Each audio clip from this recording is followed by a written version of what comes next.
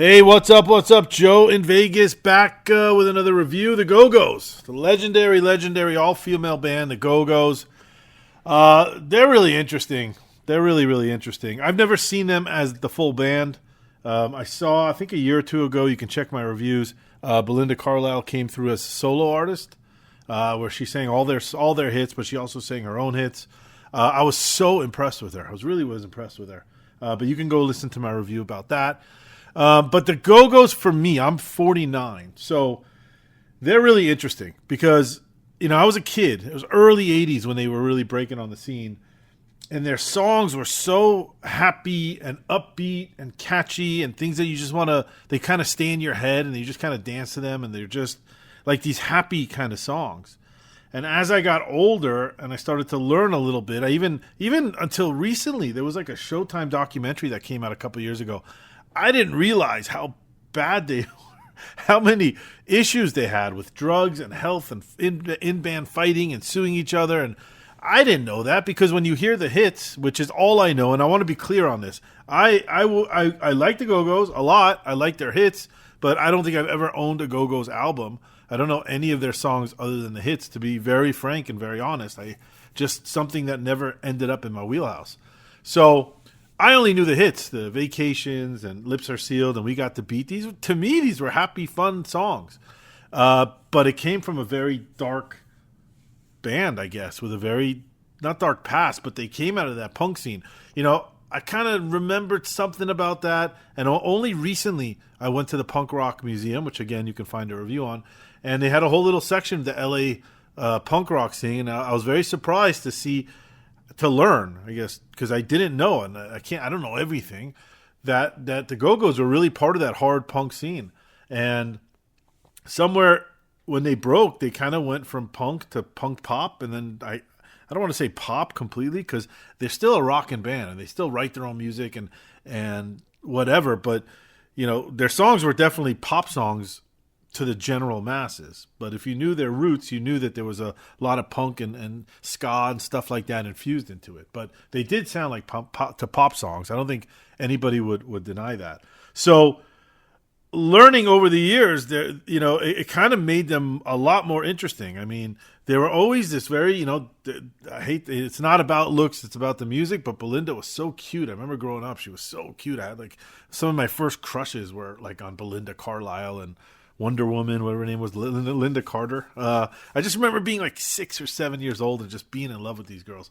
So, but God, the music held up. I mean, you hear Go-Go's all the time on radio and movies and stuff like that, and they have this really unique kind of sound. It's this real swingy rock kind of sound, and they're all so talented. And when they work together, it just makes this really iconic, distinct sound that is the Go-Go's. And they were doing it, way before, they were one of the first really big all-female bands, and they just broke a lot of ground and broke through a lot of walls, and it's very impressive. And it's very impressive to see that they're still out there, given even recently, even years ago, in the last 5-10 years, they had a lot of in-band fighting and suing, I'm pretty sure. I don't know all the details. I'm not going to get out of it. This is for the show. So this tour, they got back together. I believe it's all 5 original members. I think, again, my memory, I don't do research. I'm not a professional. But I think there was one other member.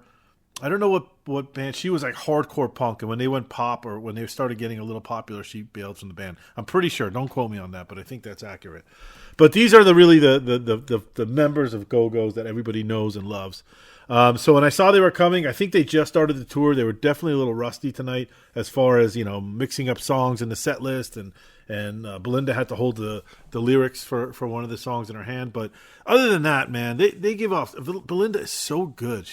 They all look great. I was surprised.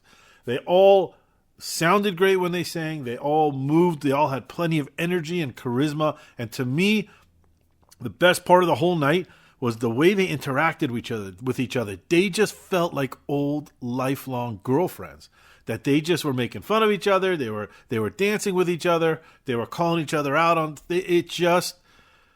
It was endearing almost to see them interact with each other. You see so many bands. I see so many of these older bands. It's part of me that feels like they hate each other. They don't even interact so much on stage. These girls felt like old friends that were doing this big reunion tour. Anyway, 5 minutes in, I didn't even talk about the show. Let's get to the set list. It was at the Pearl. Tickets, I got them in the pre-sale. They were cheap. I think I paid like $70 for them. I was in section 304. It's not a big place, so every seat there is pretty good. I think I paid $70-ish, maybe with fees $80.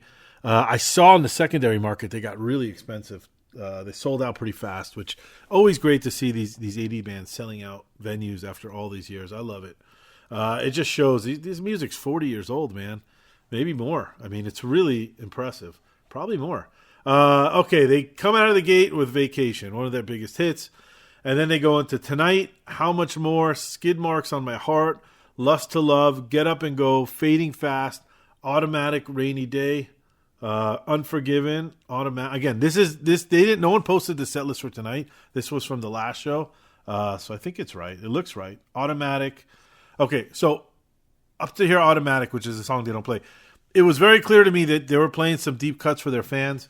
You know, if you're not a fan like me, you're not going to know any of these songs. But one way to really judge a band is when you don't know the songs, but you're enjoying these songs you don't know, because it has, like I said, the Gogos have such a unique sound and such a unique vibe that even the songs I didn't know, which was a big chunk right here, I didn't know them.